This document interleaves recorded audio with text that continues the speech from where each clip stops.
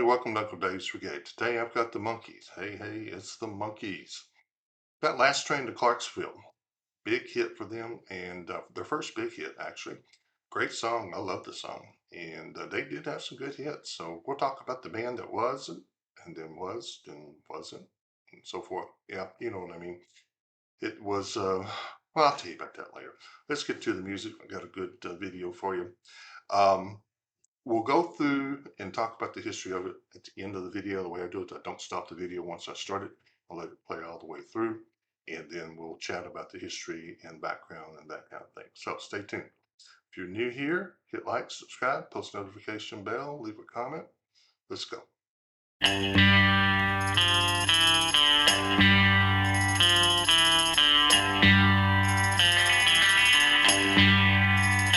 Take the last train to Clarkesville and I'll meet you at the station.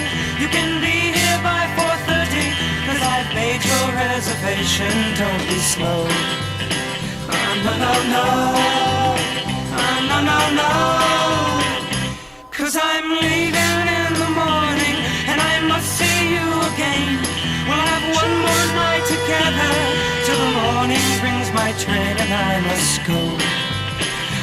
No, no, no, no, no, no.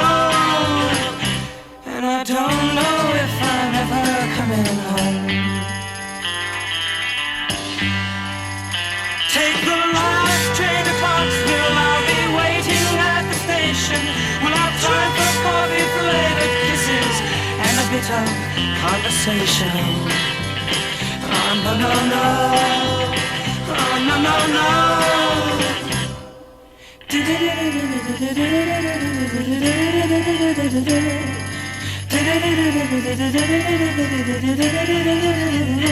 Take the last train to Clarksville. Now I must hang up the phone. I can't hear you in this noisy railroad station. All alone I'm feeling low. No, no, no. No, no, no.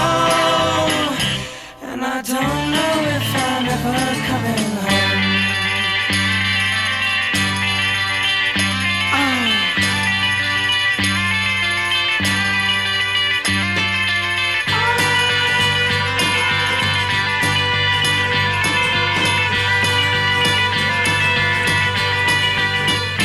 Take the last train to Clarksville and I'll meet you at the station. You can be here by 4:30 cause I've made your reservation. Don't be slow. No, no, no. No, no, no. And I don't know if I'm ever coming home. Take the last train to Clarksville.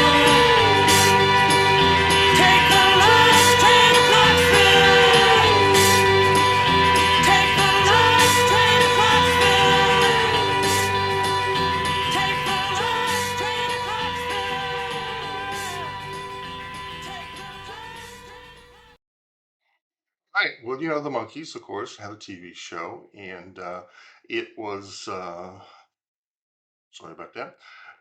It was supposed to be an answer to the Beatles. You know, since we had the big British invasion, the Beatles were so popular, they wanted an American band to kind of mimic and mock the Beatles and be a comedy show, and they did. They interviewed, I think, 400 or 500 different people in order to get these guys. And you know, it's commonly believed that these guys had no talent as musicians, and that's not true. And I'll explain that in a minute. They all had talent as musicians. It's just that they weren't up at the high professional level of talent that Don Kirshner, the producer, wanted them to be. So uh, Michael Nesmith said in an interview in one of the documentaries about the Monkees a while back, he said that Peter Tork was actually the best guitar player, so he should have been the guitar player, not a bass player. Michael Nesmith should have been the bass player because he was the best on that. Davy Jones was the best drummer. He should have been the drummer, and Mickey Dolenz should have been the lead singer up front.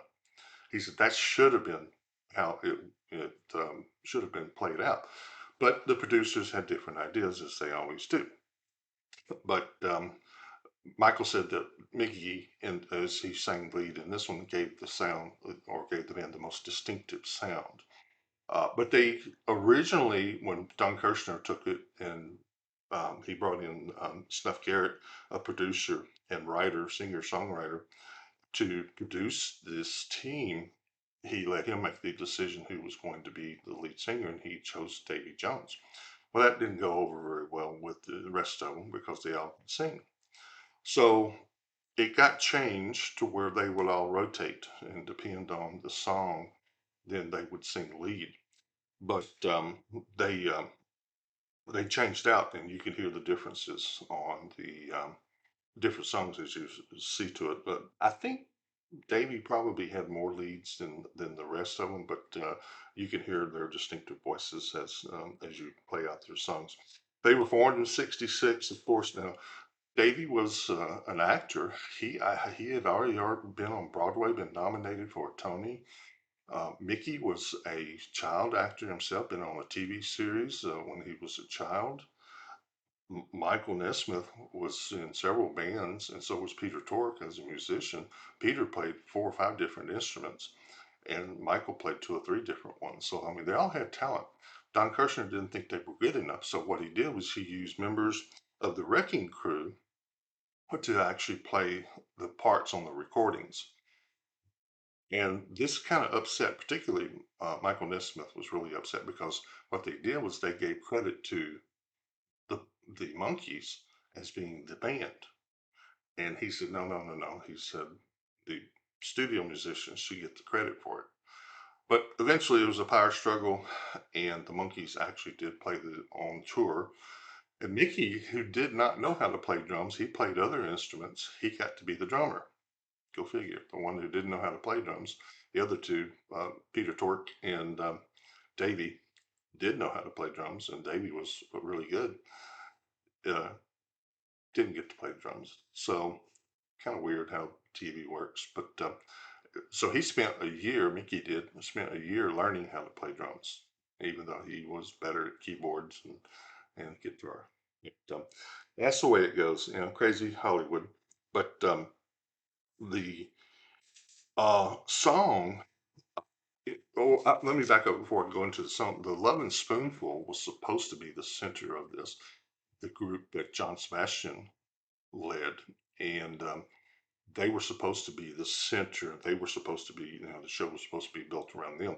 But they had already signed a contract with another company and were about to go on tour, about to start recording. So the scheduling didn't work out. So they chose to open up the auditions for this other people, these other people, and then these 4 were chosen out of the 400 or so that they interviewed and auditioned for. So they sold over 75 million records. It's not bad. They had a professional singer songwriter group, Tommy Boyd and Bobby Hart, I'm sorry, wrote this particular song. They wrote several of the songs that they sang. And this particular song was actually a protest, a secret protest of the war. They didn't come right out and say it. But it's about a man who's been drafted, young man's been drafted. He's going off to war, and he's going to a army base that is located in Clarksville. And the writer says that they actually had it Clarksdale. It was a little town he passed through in the Midwest somewhere. And he said, that sounds good, but let me change it to Clarksville, without knowing that there was a Clarksville, Tennessee, and there was an army base outside of that, and it's Fort Campbell.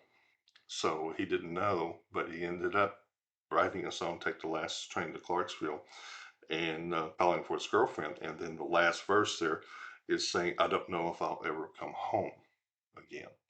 Well, that's meaning he's going off to war. He's not sure if he's going to make it back home alive. So that was the basis of this particular song. But, they've got quite a few songs out there that I think are actually pretty darn good. And whether they played on them or they didn't play on them makes no difference. I mean, the songs are out there and they're really solid little pop songs and nothing deep or anything like that. But they're nice little pop songs, and they probably will never be in the Hall of Fame. I mean, there's some people that say they should be, but I don't think that's ever going to happen.